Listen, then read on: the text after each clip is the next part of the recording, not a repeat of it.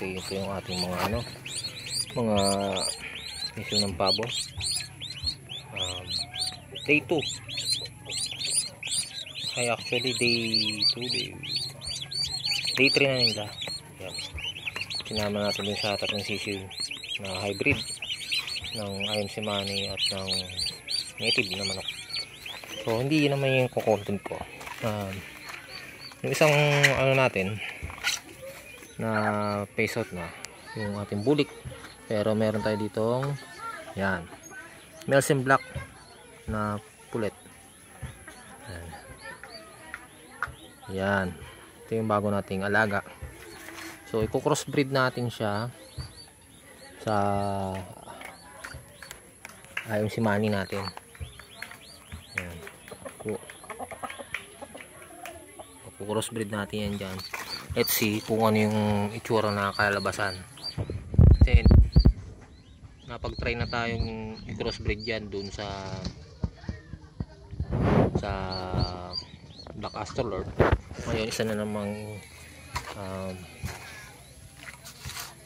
isang itim na naman na manok na yan, kita nyo naman ganda. Melsim Black. Yan, Melsim Black yung tawag nila dyan. So pwede na yan breeding age na siya. Pwede siya sampan itong ating IMC Money na rooster. So gusto kong nag-experimenta ng panibagong crossbreed ng IMC Money. Ito yung ating IMC Money. Yan yung ating IMC Money na rooster.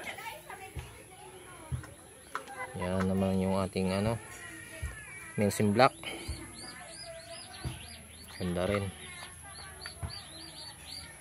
So let's see kung ano yung magiging itsura nya pag nakabuo tayo, pag nakapagpapisa tayo ng itlog nito. Mga siguro this week ay yung ating gagawin. Magbibreed na tayo ng IMC Money at ng Melsim Black. Tapos itong isa naman na brown, kinulong na natin yung brown na yan. Bibili tayo ng panabong na manok na high station para may panibago tayong mga breed na panabong naman yung gagawin natin. Pero sa another content na lang yun. Kasi dito tayo ngayon magpo-focus. Yan yung Melsim Black. Ganda. Ready to breed na yan. Yan, kita nyo naman. Diba? Ganda nyo. Melsim Black.